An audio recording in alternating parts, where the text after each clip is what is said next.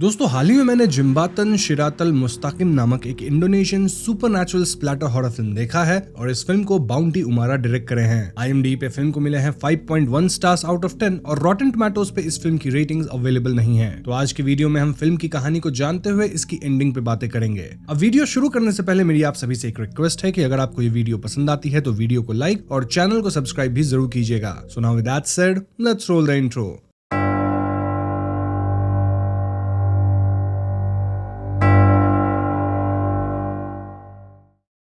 तो मूवी की शुरुआत साल 2018 के इंडोनेशिया में आए एक भयंकर सुनामी के बाद के सीन से होती है। हम तबाह हो चुके गांव, घायल लोग और हर तरफ फैली बर्बादी देख पाते हैं। नेक्स्ट सीन में आर्या नाम का एक यूनिवर्सिटी स्टूडेंट सुनामी के इन्हीं हालों पे स्लाइड शो प्रेजेंटेशन दिखाता है। आर्या बताता है कि सुनामी को आए 5 दिन हो चुके हैं, जिसमें हजारों लोग अपने घर को खो दिए, कई लोग खत्म हो गए और कई अब भी लापता हैं। वो सबसे अपील करता है कि जितना भी हो सके उतनी लोगों की मदद करी जाए और प्रेजेंटेशन के बाद स्टूडेंट्स डोनेशन देना शुरू करते हैं। अगले सीन में हम आर्या को अपनी मां लारास के साथ घर के स्टोर रूम की सफाई करते देखते हैं और टीवी पे सोशल वेलफेयर के deputy minister Malik tsunami relief operation को कोऑर्डिनेट करते हुए दिखते हैं। यही हमें पता चलता है कि मलिक लारास के हस्बैंड और आर्या के पिता हैं। सफाई करते वक्त लारास ने आर्या के बचपन की कुछ ड्राइंग संभाल कर रखी होती है और आर्या उन्हें देखकर मुस्कुराता है। वो पूछता है कि इतने सालों बाद भी इन ड्राइंग्स को क्यों रखा गया है और लारास बताती है कि ये उसकी बचपन की यादें हैं। इस दौरान वो एक इंसिडेंट याद करती है जब आर्या स्कूल से रोता हुआ घर आया था क्योंकि उसके रिलीजियस टीचर ने क्लास में कुछ ऐसा कहा था, हमें नहीं पता कौन सा पाप हमें सिरत के ब्रिज को क्रॉस करने से रोक देगा और हम जहन्नम में गिर जाएंगे। यहाँ फिल्म में सिरत के ब्रिज का कॉन्सेप्ट इंट्रोड्यूस होता है और कई लोगों को ये पता होगा, बट जिन्हें नहीं पता उन्हें मैं बता दूं कि इस्लामिक बिलीफ के मुताबिक कयामत के दिन जहन्नुम के ऊपर एक ब्रिज होगा जिसे सिरत का पुल कहा जाता है। हर इंसान को उसे पार करके गुजरना होगा। जो नेक होगा वो सेफली क्रॉस करेगा, लेकिन जो गलत होगा वो गिर जाएगा। खैर अगला सीन मलिक को ऑफिस से घर लौटते हुए दिखाया जाता है और उनके चेहरे पे टेंशन साफ नजर आती है। स्टडी रूम में जाकर वो सुनामी विक्टिम्स की एक वीडियो देखते हैं और वीडियो में एक आदमी मलबे के नीचे फंसा होता है एंड रेस्क्यू टीम से मदद मांग रहा था। वो कहता है कि उसका बेटा भी वही मलबे में दबा है और वो अपने गांव का नाम बताता है विच वाज असा। मलिक वीडियो को पेन ड्राइव में ट्रांसफर कर लेते हैं और तभी आर्या स्टडी रूम में आता है और अपनी बचपन की ड्राइंग उन्हें दिखाता है। मलिक आर्या से कहते हैं कि उनसे एक बड़ी गलती हो गई है। वो तुरंत घर से निकलने की कोशिश करते हैं, लेकिन बॉडीगार्ड उन्हें अकेले जाने से मना करते हैं। प्रोटोकॉल के हिसाब से उन्हें सिक्योरिटी के साथ ही रहना होता है। अब मलिक यहाँ कुछ सोचकर घर के अंदर वापस जाते हैं और थोड़ी देर बाद वो आर्या से मदद मांगते हैं। नेक्स्ट सीन में आर्या गराज से कार निकालता है और बॉडीगार्ड रूटीन चेक करता है और आर्या को जाने देता है। घर से कुछ दूर जाने के बाद हमें पता चलता है कि मलिक एक्चुअली में पिछली सीट पे छुपे हुए थे। वो फाइनली फ्रंट सीट पे आते हैं और कहते हैं कि उन्हें अपने पुराने घर जाना है। जैसे ही मलिक सीट बेल्ट लगाने लगते हैं वो अटक जाती है और आर्या उनकी मदद करता है। इसी दौरान सामने से आता हुआ एक ट्रक उनकी कार से टकरा जाता है और ये एक्सीडेंट काफी सीरियस होता है। मलिक कार के बाहर गिर जाते हैं, वहीं आर्या की कार पानी में गिरती है। आर्या मुश्किल से कार से बाहर निकलकर किनारे तक पहुंचता है और उस पल आसमान में उसे एक अजीब सा दृश्य नजर आता है। ये ऐसा लग रहा था मानो सिरत का ब्रिज हो। नेक्स्ट सीन में आर्या को हॉस्पिटल के अंदर होश आता है। लारास उसे बताती है कि मलिक को दफन कर दिया गया है। जी हाँ दोस्तों, मलिक नहीं बच सके। अब इस पॉइंट पे आर्या को काफी गिल्ट होता है क्योंकि उसे लग रहा था कि एक्सीडेंट उसकी वजह से ही हुआ है, लेकिन लारास उसे समझाती है कि ये सिर्फ एक एक्सीडेंट था, इसमें आर्या की कोई गलती है नहीं। तभी मलिक के बॉस आलिम हॉस्पिटल में आते हैं और वो बताते हैं कि ट्रक ड्राइवर ने अपनी गलती मान ली है। उसने कहा है कि नींद की वजह से ही एक्सीडेंट हुआ है। आलिम भरोसा दिलाते हैं कि ड्राइवर को सजा मिलेगी। साथ ही वो बताते हैं कि गवर्नमेंट मलिक की ऑफिशियल फैसिलिटीज रिवोक करना चाहती है। अगर लारास को समय चाहिए तो वो ले सकती है, लेकिन लारास कहती है कि फैसिलिटीज जल्द से जल्द ट्रांसफर कर दी जाए। आलिम मेंशन करते हैं कि अगर प्रोटोकॉल फॉलो होता तो शायद एक्सीडेंट नहीं होता, लेकिन लारास कहती है कि आर्या अभी होश में आया है, उसे वक्त देना होगा, उसके सामने ये सब बातें ना की जाए। आलिम के जाने के बाद लारास का पुराना दोस्त पंजी उनसे मिलने आता है। पंजी रेस्क्यू टीम में काम करता था, इसलिए पहले नहीं आ सका। वो आर्या की तबियत और लारास की हालत के बारे में पूछता है। यहाँ हम पहली बार लारास को मलिक के जाने के बाद इमोशनल ब्रेक होते हुए देखते हैं। पंजी उसे फिर से मेडिकल रेस्क्यू टीम ज्वाइन करने का सजेशन देता है, लेकिन लारास यहाँ मना करती है। वो कहती है कि मलिक से उसकी पहली मुलाकात रेस्क्यू टीम में ही हुई थी और अब वो वहाँ वापस काम नहीं कर सकती। बाद में लारास एक पुरानी फैमिली वीडियो देख रही होती है और वीडियो में मलिक उसे नेकलेस गिफ्ट करते हैं। ये फैमिली खुश थी और इसी दौरान हॉस्पिटल में आर्या अचानक उठ जाता है। उसके आसपास कुछ अजीब चीजें होने लगती हैं, लाइक पर्दे के पीछे परछाई नजर आना, नीचे से खून जैसा बहते हुए दिखाई देना इत्यादि। फिर उसे अपने पापा का चोट लगा हुआ चेहरा दिखाई देता है जो कहता है कि कि मेरी मदद करो। आर्या घबरा कर चीखने लगता है और लारस उसके पास आती है और उसे शांत करती है। वो कहती है कि ये सिर्फ एक बुरा सपना था। अगले दिन लारस और आर्या मलिक के कब्र पे दुआ पढ़ने जाते हैं और आर्या अपने पापा के सामने कहता है कि वो हमेशा उन जैसा ईमानदार इंसान बनना चाहता है, वो उन पर हमेशा गर्व करेगा। इस मोमेंट पे हमें समझ आता है कि आर्या अपने पापा से कितना प्यार करता था, इनफैक्ट उनकी बहुत रिस्पेक्ट भी करता था। खैर, नेक्स्ट सीन में हम लारस को मलिक के स्टडी रूम में सामान अरेंज करते हुए देखते हैं, जहां उसे वही पेन ड्राइव मिलती है जिसमें आसा विलेज के विक्टिम की वीडियो मलिक ने ट्रांसफर की थी और लारस वो पेन ड्राइव अपने पास रख लेती है। इसके बाद आर्या अपनी बचपन की ड्राउनिंग वाली ड्राइंग्स वॉल पे लगाता हुआ दिखाई देता है, लेकिन जैसे ही आर्या सो जाता है पैरानॉर्मल एक्टिविटीज दोबारा शुरू होती हैं। लाइक वॉल पे लगी सभी ड्राइंग्स एक एक करके नीचे गिरने लगती है। देन सिर्फ एक स्केच दीवार पे रह जाता है जिसमें आर्या ने सिरत ब्रिज का स्केच बनाया होता है। तभी मलिक की जख्मी बॉडी सीलिंग से गिरती हुई नजर आती है और आर्या से मदद मांगती है। आर्या की आवाज सुनकर लारस वहां पहुंचती है और आर्या बताता है कि एक्सीडेंट के दिन मलिक अपने ओल्ड हाउस जाकर अपना ग्रेट सिन सुधारना चाहते थे और हमें उनकी ये इच्छा पूरी करनी होगी। लारस और आर्या रात में ही पुराने घर पहुंचकर तलाशी लेते हैं, जहां एक पुरानी अलमीरा में कार्ड बॉक्सेस में बहुत सारा कैश और एक फाइल मिलता है जो आसा विलेज के लिए भेजी गई रेस्क्यू टीम, मेडिसिन और फूड सप्लाईज की लिस्ट होती है। लारस आर्या को मलिक की डेस्क से मिली पेन ड्राइव देती है जिसमें आलिम और मलिक की कॉन्वर्सेशन रिकॉर्ड होती है। बेसिकली आलिम मलिक को आसा विलेज रेस्क्यू से जुड़ी एक नकली फाइल तैयार करने को कहता है ताकि गवर्नमेंट से आया पैसा अपने पास रख सके और मलिक को 2 मिलियन का हिस्सा देने की बात करता है। साथ ही आलिम विक्टिम की वीडियो इंटरनेट से हटवाने का प्लान करता है और बॉडीगार्ड को भी डिलीट करने को कहता है, लेकिन मलिक ऑफिस से बाहर आकर बॉडीगार्ड से वीडियो लेकर चला जाता है। एज ऑडियंस हम देख सकते हैं कि आलिम और बॉडीगार्ड एक टीम की तरह ऑपरेट करते नजर आते हैं, जबकि मलिक प्रेशर में आकर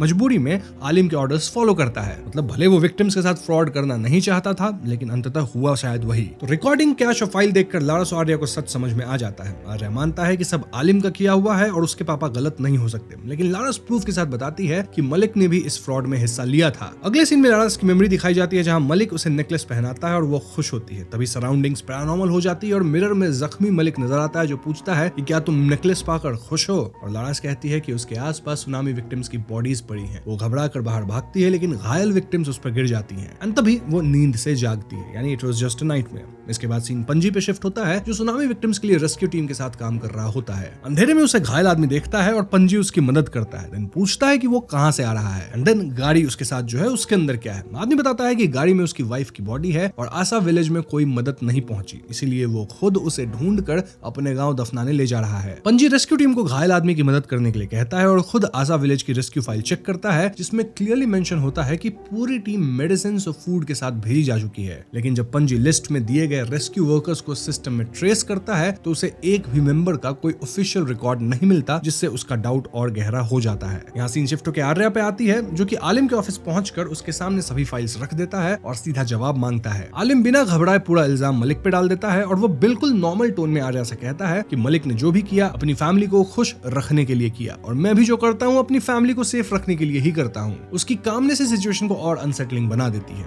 इसके बाद आर्या घर आता है और लारस के पूछने में वो बताता है कि वो आलिम के पास जवाब लेने गया था। आलिम ने कहा कि मलिक ने जो भी गिफ्ट दिए, जैसे आर्या की कार, लारस का नेकलेस, ये सब आसा विलेज के एड रेस्क्यू फंड से ही खरीदे गए थे। ये सुनकर आर्या का गुस्सा और गिल्ट दोनों बढ़ जाता है। वो केस को पब्लिक के सामने लाना चाहता था, लेकिन लारस उसे समझाती है कि अगर केस ओपन हुआ तो मलिक पर चोरी का दाग हमेशा के लिए लग जाएगा। लारस डिसाइड करती है कि वो मलिक का अधूरा काम यानी कि आसा विलेज की जो मदद हो वो पूरी करेगी। थोड़ी देर के इमोशनल कॉन्फ्लिक्ट के बाद आर्या भी इस फैसले के लिए रेडी हो जाता है। नेक्स्ट सीन में हमें आर्या की एक मेमोरी दिखाई जाती है जब मलिक ने उसे कार गिफ्ट की थी। आर्या कार पाकर बहुत खुश होता है और मलिक के साथ टेस्ट ड्राइव पे जाता है। ड्राइव के दौरान अचानक मलिक पैरानॉर्मल तरीके से आर्या से पूछता है कि क्या मुझे उनके साथ ऐसा नहीं करना चाहिए था। इतना कहकर मलिक कार से गायब हो जाता है। कार अचानक रुक जाती है। आर्या बाहर निकलता है और देखता है कि कार पूरी तरह से टूट चुकी है और फिर वो खुद को सिरत ब्रिज के पार पाता है। ब्रिज लावा और पत्थरों से बना होता है और आर्या धीरे धीरे आगे बढ़ता है। तभी मलिक उसका पैर पकड़ के मदद मांगने लगता है और ये पकड़ इतनी जोरदार थी कि आर्या का बैलेंस ही बिगड़ जाता है और दोनों नीचे गिरने लगते हैं। इसी मोमेंट पे आर्या नींद से जाग जाता है, यानी कि again it was just a nightmare. Arya room से बाहर आता है और देखता है कि लारस अपने फोन पर एक वीडियो देख रही है जिसमें बताया जा रहा होता है कि मर चुके लोग अगर बार बार सपने में आए तो उसका क्या स्पिरिचुअल या साइकोलॉजिकल रीजन हो सकता है। आर्या लारस को बताता है कि उसने सपने में मलिक को सिरत ब्रिज क्रॉस करने के लिए मदद मांगते देखा और एक्सीडेंट के बाद उसे सिरत का ब्रिज एक बार पहले भी दिख चुका है। लारस कहती है कि फैमिली होने के नाते उनकी ड्यूटी है कि वो मलिक को उस ब्रिज को पार करने में मदद करे। फिर लारस मलिक के लैपटॉप से वही विक्टिम वाली वीडियो आर्या को दिखाती है जिसमें एक आदमी अपने बेटे को बचाने के लिए रेस्क्यू टीम से मदद मांग रहा होता है। ये देखकर आर्या और लारस फाइनल डिसीजन लेते हैं कि वो आसा विलेज की मदद करेंगे। तभी घर पर एक पैकेज डिलीवर होता है। आर्या पैकेज रिसीव करने जाता है और डिलीवरी बॉय उसे थोड़ा जाना पहचाना लगता है। ऑल्दो आर्या को याद नहीं आता कि वो इसे कहां देखा है। पैकेज खोलने पर अंदर एक बॉक्स मिलता है और बॉक्स के अंदर गन, बुलेट्स और एक नोट होता है जिसमें लिखा होता है कि टेक मलिक्स लेगेसी और डाई। ये धमकी देखकर सिचुएशन और सीरियस हो जाती है, जहां लारस और आर्या डिसाइड करते हैं कि वो कुछ टाइम के लिए सेफ जगह पे शिफ्ट होंगे। लारस का प्लान होता है कि आसा रेस्क्यू एड फंड से खरीदे गए सभी गिफ्ट्स बेच दिए जाएं और जो पैसे मिलेंगे उनसे मेडिसिन एंड फूड खरीद कर आसा विलेज भेजा जाए। अब ये सिर्फ गिल्ट का मैटर नहीं रहा दोस्तों, बल्कि ये लेगेसी, रिडेम्पशन और सर्वाइवल का गेम बन चुका है। लारस अपना नेकलेस और कार्ड बेचकर आसा विलेज के लिए रेस्क्यू प्रोडक्ट्स, मेडिसिन और फूड सप्लाईज खरीद लेती है। वो पंजी से कांटेक्ट करके एग्जैक्ट लोकेशन कंफर्म करती है। देन लारस और आर्या जब रेस्क्यू रिलीफ पोस्ट पे पहुंचते हैं तो वहां आलिम पहले से ही मौजूद होता है, जो कि मरीजों के बीच खड़ा हुआ था जैसे सब कुछ कंट्रोल में हो। दोनों आलिम और उसके आदमियों से बचकर पंजी के पास पहुंचते हैं और उसे पूरा फ्रॉड बताते हैं। पंजी पहले कहता है कि ये इन्फॉर्मेशन आलिम को बतानी चाहिए, लेकिन लारस सीधा क्लियर करती है कि ये पूरा प्लान आलिम का ही बनाया हुआ है और उनके पास प्रूफ भी है। इस पॉइंट पे पंजी भी अपना शक शेयर करता है कि कैसे वो रेस्क्यू टीम के मेंबर्स को खोजा, लेकिन उनकी इन्फॉर्मेशन सिस्टम में रजिस्टर्ड ही नहीं थी। लारस बताती है कि रेस्क्यू टीम की पूरी फाइल्स फेक बनाई गई थी, मतलब झूठी डिटेल्स के साथ थी। सुनामी को आए 10 दिन हो चुके हैं, लेकिन आसा विलेज तक कोई असली रेस्क्यू टीम नहीं पहुंची। आर्या ऐड करता है कि रीसेंट रिपोर्ट्स के मुताबिक जल्द ही एक और अर्थक्वेक आ सकता है। ये सुनकर पंजी इनकी मदद करने के लिए रेडी हो जाता है। वो उन्हें कार में वेट करने को बोलता है और खुद तैयार होने चला जाता है, लेकिन जाते वक्त आलिम की नजर लारस और आर्या पे पड़ जाती है। वो तुरंत मलिक के बॉडीगार्ड, जो अब उसके साथ ही रहता है, उसको पीछे लगा देता है। इसी बीच हमें आर्या के एक बचपन का इंसिडेंट दिखाया जाता है। आर्या अपने पापा मलिक के साथ गार्डन में होता है और तभी एक लड़की के पापा को हार्ट अटैक आता है और वो वहीं बेहोश हो जाते हैं। बाद में आर्या घर आकर मलिक से पूछता है कि वो अंकल उठ क्यों नहीं रहे थे। मलिक उसे समझाते हैं कि उनकी आफ्टर लाइफ शुरू होने का वक्त आ गया है, इसीलिए उन्हें ये दुनिया छोड़नी पड़ी। आर्या हमेशा कहता है कि वो मम्मी पापा के साथ ही रहना चाहता है, लेकिन मलिक उसे बताते हैं कि स्वर्ग में सब हमेशा साथ रहते हैं। नेक्स्ट मेमोरी में आर्या बचपन में सिरत ब्रिज की ड्राइंग बना रहा होता है। लारस उसे पूछती है कि तुमने ब्रिज इतना बड़ा क्यों बनाया है, जबकि कहा जाता है कि ये बाल से भी पतला होता है। आर्या मलिक की बात याद करके बताता है कि ब्रिज का पतला होना एक कहावत है, जिस इंसान के सेंस जितने ज्यादा होंगे उसके लिए ब्रिज उतना ही पतला होगा। अच्छे इंसान के लिए इसे पार करना बहुत आसान होता है, उसके लिए ब्रिज पतला नहीं होगा। यहीं पे आर्या की मेमोरी खत्म होती है। नाउ प्रेजेंट में हम पंजी, लारस और आर्या को आसा विलेज की तरफ बढ़ते हुए देखते हैं। विलेज की हालत बहुत खराब होती है, हर तरफ तबाही और लोकल लोगों की मृत शरीर पड़ी होती है। थोड़ा आगे बढ़ने पर रोड के नीचे एक आदमी बेहोश पड़ा होता है। पंजी उसकी मदद के लिए आगे बढ़ता है, लेकिन वो आदमी कोई और नहीं बल्कि वही डिलीवरी मैन होता है जो आर्या के घर बुलेट्स वाला पैकेज देने आया था। उसके पास गन होती है और वो अचानक पंजी पे फायर कर देता है। गोली पंजी के कान के बिल्कुल पास से गुजरती है। इसी मोमेंट आर्या को एक फ्लैशबैक आता है कि जब उसकी कार का एक्सीडेंट ट्रक से हुआ था तो ट्रक ड्राइवर भी यही आदमी था। जी हाँ दोस्तों, मतलब कि मलिक के एक्सीडेंट के पीछे भी आलिम का ही हाथ था। डिलीवरी मैन और पंजी के बीच फाइट शुरू हो जाती है और सिचुएशन इंटेंस हो जाता है। तब आर्या और लारस कार से मूव करके डिलीवरी मैन को पंजी से दूर करते हैं और पंजी को साथ लेकर वहां से निकल जाते हैं। आगे बढ़ने पर आसा विलेज के अंदर जाने वाले रास्ते पर एक बड़ा ट्री गिरा होता है, जिसकी वजह से कार आगे नहीं जा सकती थी, यानी कि अब इन्हें यहाँ से पैदल ही आगे बढ़ना होगा। पंजी प्लान बनाता है कि पहले हम सिर्फ मेडिकल सप्लाईज लेकर आगे बढ़ेंगे और बाकी सामान बाद में वापस आकर ले आएंगे। तीनों आसा विलेज की तरफ बढ़ते हैं कि तभी डिलीवरी मैन की बाइक की आवाज सुनाई देती है। सिचुएशन समझकर वो तुरंत छिप जाते हैं और मौका देखकर पंजी डिलीवरी बॉय पर हमला कर देता है। देन आर्या और लारस को आगे बढ़ते रहने को कहता है। थोड़ी देर बाद एक गन शॉट की आवाज गूंजती है और इससे लारस का दिल बैठ जाता है, क्योंकि उसे लगता है कि शायद पंजी नहीं बचा। वो हिम्मत हारने के कगार पे होती है, लेकिन आर्या उसे संभालता है और दोनों आगे बढ़ते रहते हैं। दोनों आसा विलेज पहुंच जाते हैं और विलेज की हालत देखकर उनके होश उड़ जाते हैं। चारों तरफ तबाही थी, बर्बादी हो चुकी थी, कई लोग खत्म पड़े थे।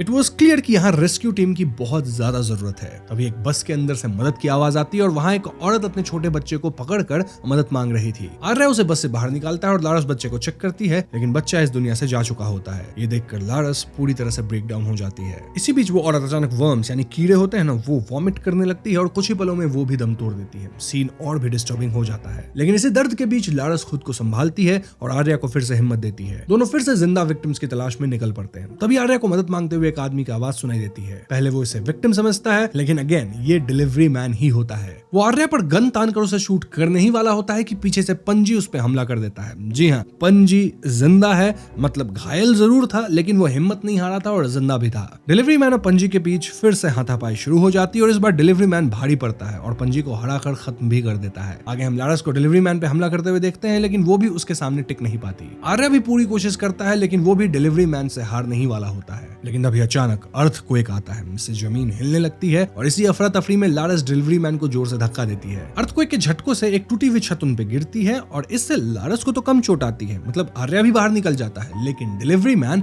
मलबे के नीचे दबकर खत्म हो जाता है। थोड़ी देर बाद आर्या थका हारा आशा विलेज में सर्वाइवर्स को ढूंढता हुआ नजर आता है। थककर वो जमीन पे बैठ जाता है और यहीं पे सीन शिफ्ट होता है। नाउ बारिश रुक चुकी होती है और धीरे धीरे बचे हुए लोग बाहर निकलते हैं। उनमें वो आदमी भी होता है जिसने शुरुआत में वीडियो रिकॉर्ड करके मदद मांगी थी। आर्या उनसे देर से पहुंचने के लिए माफी मांगता है एंड देन कुछ समय बाद आर्या अपने घर पर न्यूज देख रहा होता है। न्यूज में बताया जा रहा था कि ट्विटर पर वायरल हुए आशा रेस्क्यू एड फंड स्कैंडल के चलते आलिम को गिरफ्तार किया गया था, लेकिन पक्के एविडेंस ना होने के कारण उसे नॉट गिल्टी बताकर रिहा कर दिया गया। तभी आर्या के फोन पे आलिम का कॉल आता है, जहां आलिम उसे उसकी नाकाम कोशिश के लिए सरकास्टिक शाबाशी देता है और कहता है कि आशा केस के चलते मुझे गवर्नमेंट को फंड्स वापस देने पड़े, इसलिए तुम्हें इसका अंजाम भुगतना पड़ेगा। आलिम कॉल कट कर देता है और उसी वक्त हम देखते हैं कि आलिम का बॉडीगार्ड आर्या पे गन पॉइंट किया खड़ा था। बॉडीगार्ड आर्या को शूट कर देता है और फिर पास के कमरे में दुआ पर रही लारस को भी शूट कर देता है। सीन ट्रांजिशन होता है और सिरत ब्रिज का दृश्य सामने आता है। सूरज जमीन के करीब आ चुका था, लावा की नदियां बह रही थी, बड़े बड़े राक्षस हिल में गिरे लोगों पर अत्याचार कर रहे हैं। आर्या और लारस सिरत ब्रिज क्रॉस करते हुए नजर आते हैं। आलिम का ब्रिज पैसों से बना होता है और वो उसे देखकर खुश होता है, लेकिन ब्रिज बीच में ही टूट जाती है। इससे आलिम नीचे गिर जाता है और मॉन्स्टर्स उसे घसीट कर ले जाते हैं। नाउ आर्या का ब्रिज ऐसा था कि वो आसानी से उसे पार कर लेता है। ब्रिज के उस पार एक बेहद सुंदर जगह होती है, जहाँ हरियाली थी, बड़े पेड़ थे, चमकते पौधे थे, मतलब बिल्कुल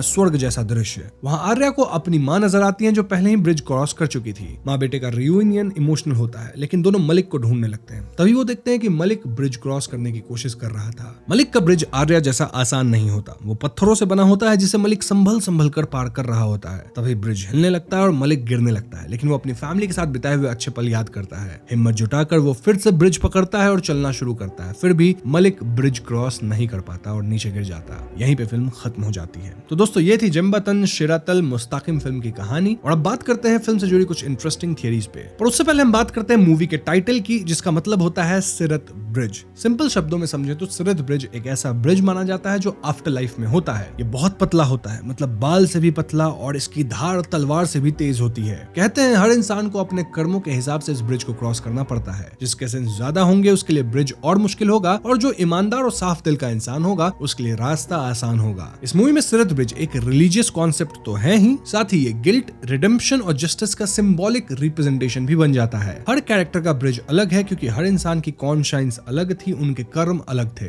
और इसी से इस फिल्म को लेकर मेजरली 4 थियरीज सामने आती है। पहली थियरी है कि जो कुछ भी फिल्म में दिखाया गया है वो एक्चुअली में सही नहीं था, रादर आर्या के माइंड का प्रोजेक्शन हो सकता है। आर्या बचपन से ही सिरत ब्रिज में इंटरेस्ट लेता था और वो अपने पापा मलिक को एक ईमानदार और स्ट्रॉन्ग इंसान समझता था। इनफैक्ट वो उनकी तरह ही बनना चाहता था। जब उसे बचपन की पेंटिंग्स मिलती है और टीचर की बताए बातें याद आती है, तो उसका वो जो कॉन्सेप्ट था सिरत ब्रिज का वो रिफ्रेश होता है। और जब उसे अपने पापा के ग्रेट सिन के बारे में पता चलता है तो उसका मेंटल ब्रेकडाउन शुरू हो जाता है। मलिक की मौत, रेस्क्यू फंड का स्कैम और रिश्वत की सच्चाई, ये सब आर्या के बिलीफ सिस्टम को तोड़ देती हैं। यानी कि हो सकता है कि जो पैरानॉर्मल चीजें हम देखे थे, लाइक ड्रीम्स, मलिक का हेल्प मांगना, सिरत ब्रिज के विजुअल्स, ये सब आर्या के गिल्ट और ट्रॉमा का साइकोलॉजिकल रिएक्शन हो। लारस भी आर्या की बातों को इमोशनल अटैचमेंट की वजह से मानने लगती है और इसीलिए उसे भी सिमिलर ड्रीम्स आने लगते हैं। जब आर्या आशा विलेज में थक कर जमीन पे गिरता है तो हो सकता है कि उस मोमेंट पे उसने सबका फाइनल जजमेंट इमेजिन किया हो, लाइक आलिम का पैसों के ब्रिज से गिरना, मलिक का स्ट्रगल करना और खुद का हेवन पहुंच जाना। ये सब उसके माइंड का क्लोजर हो सकता है। इस थियरी के मुताबिक मलिक का ब्रिज क्रॉस ना कर पाना भी आर्या के सबकॉन्शियस का एक वर्डिक्ट था, मतलब पापा ने गलती करी है तो उसकी सजा उनको मिलनी चाहिए। सो यस, ये थी पहली थियरी। बट देन आती है दूसरी थियरी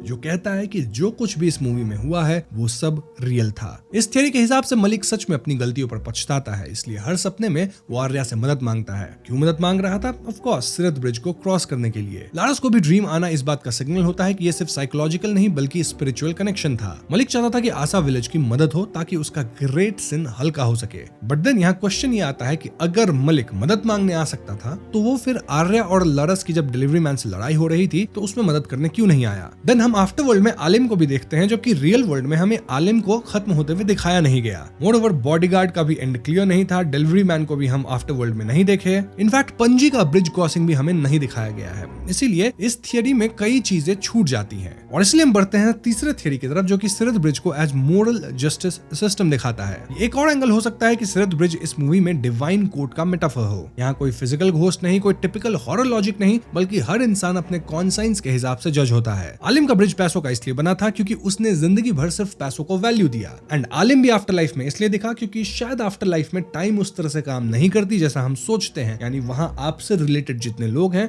उन सबको आप एक साथ जजमेंट लेते देखोगे। जैसे आलिम अपने पैसों के ब्रिज पे था और वही पैसा उसके डाउनफॉल का रीजन बना, जबकि रियल वर्ल्ड में हम आलिम को खत्म होते नहीं देखे। नाउ मलिक का ब्रिज पत्थरों का था, अनइवन, अनस्टेबल, क्योंकि उसने गलती प्रेशर में की थी लेकिन रिग्रेट भी था, इसलिए उसका स्ट्रगल इंटेंस था। आर्या का ब्रिज आसान था क्योंकि उसने सैक्रिफाइस और रिडेम्पशन चूज किया। ये थ्योरी कहती है कि आफ्टर लाइफ एक फिजिकल प्लस मोरल रियलिटी है जहां इंसान खुद ही अपना जज बन जाता है। साथ ही यहाँ टाइम का कॉन्सेप्ट नहीं है, मतलब सब कुछ एक साथ होता है और एक साथ नहीं भी हो रहा। और इसी के साथ हम फाइनली पहुंचते हैं फोर्थ थ्योरी की तरफ, which is redemption was never about Malik. हो सकता है स्टोरी मलिक के रिडेम्पशन के बारे में हो ही ना, बल्कि आर्या के ट्रांसफॉर्मेशन के बारे में हो। बचपन का इनोसेंट बिलीफ, ट्रुथ का shock, guilt, action, sacrifice, acceptance, ये सब आर्या झेलता है। सिरत ब्रिज एक्चुअली आर्या का इंटरनल जर्नी हो सकता है। मलिक का गिरना सिंबॉलिक है, मतलब कि पेरेंट्स परफेक्ट नहीं होते, और आर्या का ब्रिज क्रॉस करना सिंबॉलिक है, मतलब नेक्स्ट जनरेशन मिस्टेक्स रिपीट करेगी। फाइनल थॉट ये है कि ये मूवी इंटेंशनली क्लियर आंसर नहीं देती ताकि हम ऐसे ही थ्योरीज बनाएं, और इसलिए सिरत ब्रिज एक जगह नहीं, रादर एक क्वेश्चन है हमारे माइंड में। क्या इंसान को उसके कर्म जज करते हैं, या उसका गिल्ट, या उसकी नीयत, और खत्म होने के बाद की दुनिया क्या है? यही सवाल हमारे जहन में रह जाते हैं। दोस्तों, ये थी जिम्बतान शरतल मुस्ताकिम फिल्म की एक्सप्लेनेशन। उम्मीद करता हूँ आपको ये वीडियो पसंद आई होगी। अगर वीडियो पसंद आई है तो वीडियो को लाइक और शेयर करें। साथ ही अगर आपके पास कुछ और थ्योरीज है तो आप कमेंट्स में लिख सकते हैं। और हाँ, चैनल पे नए हैं तो हमें सब्सक्राइब भी कीजिएगा, क्योंकि हम अपने चैनल पे ऐसी वीडियोस लाते रहते हैं। पीस।